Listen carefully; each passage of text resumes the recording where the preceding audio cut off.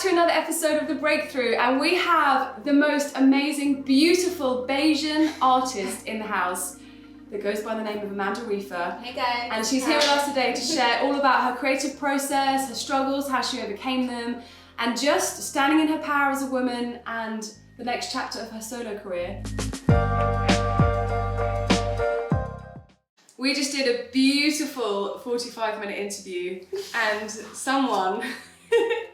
I'm really not gonna don't blame her. It wasn't I'm the camera operator, no, I'm only joking.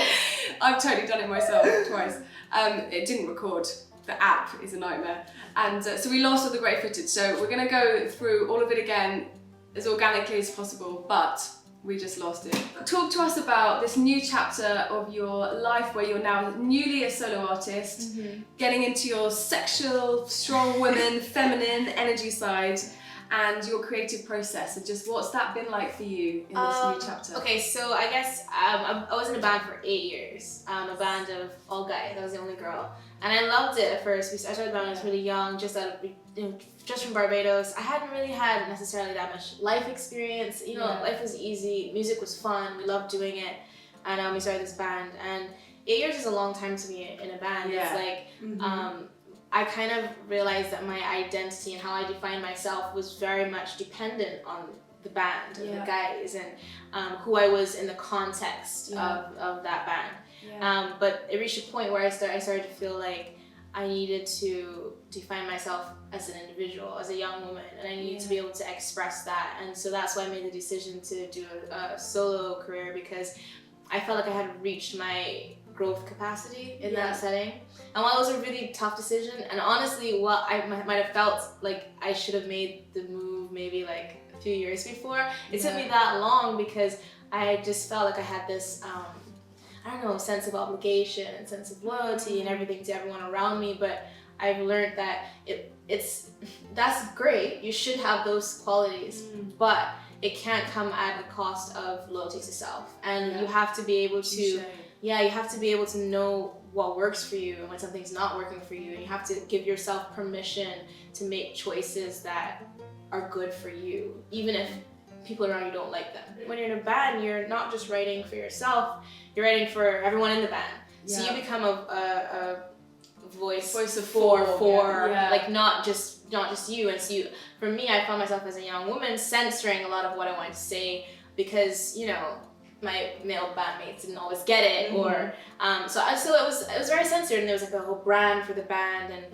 who I was growing into and becoming didn't necessarily fit that as much anymore. So I started to feel a little bit, and the music it's so different to what I was doing. It's like it's sexier, it's edgier, it's darker.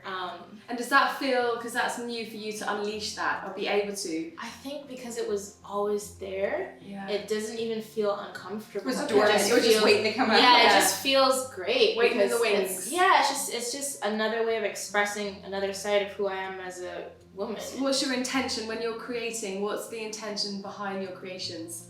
I feel like the songs I've released and a lot of the songs I've written in the last year or so have come from places of hurt, or but in the songs, what I want is that through that hurt you can come to a place of power too. And so the songs when I write the songs, what they do for me is they give me a strength in hard situations. So I'm talking about a painful situation, but I'm talking about it from an empowering position. And so I really want women to feel that way. And I want women to feel comfortable being sexy and comfortable saying things that they think, but don't necessarily want a voice because for fear of being judged or labeled as crazy. If you wouldn't mind just sharing, like, for anyone that's going through struggles right now, or anyone that wants to express themselves but's feeling a little trapped or whatever, how have you overcome some of your hardest or darkest struggles? I had to get to a place where I was okay with people not being okay with the decisions I made. That was really hard for me because I was really, I'm a people pleaser. I want people to be happy around me. I enjoy that. I like to make people happy, But it's exhausting. You don't want to be difficult. And it is exhausting. thing. Yeah. I felt so like I had an obligation, and I had like this sense of loyalty to everyone else. Then I had to make them happy, and I had to keep their worlds the same for them. You were last. Yeah. In the priorities. And I was last, and I realized that I kept putting off or sacrificing things that would make me loyal to myself. Yeah. It's so weird, isn't it? People pleasing. Like there's 3 people I am the pleasers queen. sat right here. I'm like. We struggle with it a lot. Like we talk about it all the time. Exhausting, and I have nobody to blame but myself. Nobody makes you a pleaser. No, you know what you I are. mean? So, you are. No, but you are. Like it happens to me too. But I literally, I feel like I'm getting to that, and it's not easy. But you really have to get to that place where you realize when things don't work for you, you have to be okay with people not being okay with you. And even with a girl like me, which is the first song I put out, I just thank you. At first I was a little nervous putting it out because it was so different from what I had done. Well, it's intimidating. It is intimidating. That walk it's that you explicit. do. Charlie loved the walk. The walk mixed with the eye combo was like, damn, I love how much you're owning yourself right now. And I hope to do the same for myself, and you look scary. No, but I liked that. For my videos, I like them to be sexy and feel a little bit scary at the same time. Because I feel like, female sexuality is really powerful, and it should be a little intimidating because it is a powerful thing, and I don't think it is something that necessarily, it's not about objectifying, it's not about any of that, it's about embracing this very strong side of what it means to be a woman. It takes a lot for me to be really interested in someone. Yeah. It really takes a lot. Like, I can look at someone and think, oh, they're attractive. That doesn't necessarily mean I'm attracted. So I'm very selective in that. That's well, good. What's I guess, you very energy based. Yeah, for me, I need to get to know someone. Like, I need to connect with them on it. Like, I need to be able to have a good conversation. Oh yeah. I need to be able to feel like the energy works. I need to just like know how that person thinks, because a person's thinking is very attractive to me. Yes. And so that's why I can't base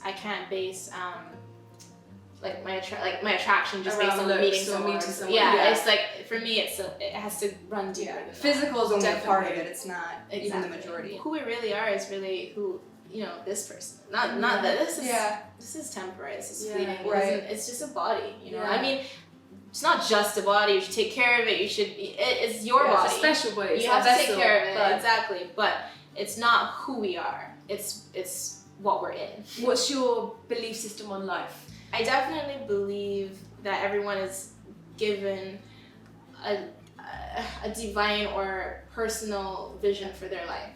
And to me, that is what drives my life.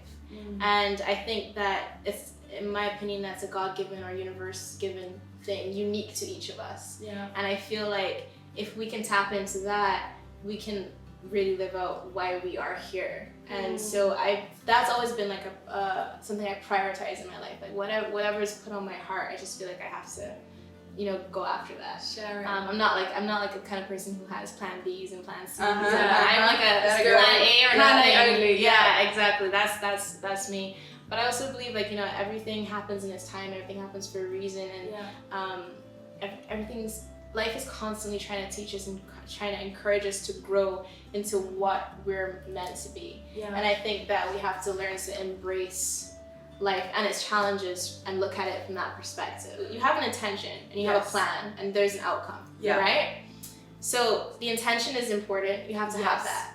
The plan is important, but the plan is less. I mean, it's important to be able to put you on a trajectory. Yeah, the plan is important, but the plan is not, in my opinion, not as important as the intention of the outcome, because the plan isn't always up to you. Yeah. Yes. The intention is up to you. The outcome, the vision is up to you. Yes. But the plan, how you get there is right, not up to you. Whole different story. So that's where the universe comes in. Yeah. So it's kind of like so you set have your to trust. So you plan. have to set the intention. You start on your plan. Love this stuff. You start on your plan, and you think this is the way to do it, and then life does this, right? Yeah. And you're like, and you're like, no, this, and it goes this, right? And this feels bad because you didn't plan this. There wasn't not in my expectation. Right, but the greater good knows that this way is going to take you this way, and Yeah. you want to end up here. You need to and so continue you to have go to that way. do this Yeah. to end up here. Yeah, so that's where you have to surrender. Yeah, so that's is what where you you're have saying. to trust that everything that, if you really, really believe that something is for you, and you Yeah. really believe in it, then you have to trust that every step of the way, whether it's one that you predicted or not, every experience, whether bad or good, is leading you to that. Anyone out there that is that doesn't know what they're doing in life, or hasn't found their purpose, or feels like they're creative but they don't know how to express it, have you got any wise words from our Amanda Reef? Wise words. I don't know. I just feel like it's okay. Like, and it sounds weird, but like it's actually okay. Like, I think that in time everyone finds their own rhythm, and I think like the key things that for me, and hopefully it works for you, and I mean not everything I say will necessarily apply to everyone, but what worked for me was like, one, definitely coming to a place where I was okay with everyone not being okay with me, with my decisions. Like, that's a tough one. that was really hard to come to that place, but it's a very liberating space to be in. And it's not about being, an inconsiderate person. It's about knowing yourself and knowing what you want and what works for you, and standing in that with conviction. I think that's really important.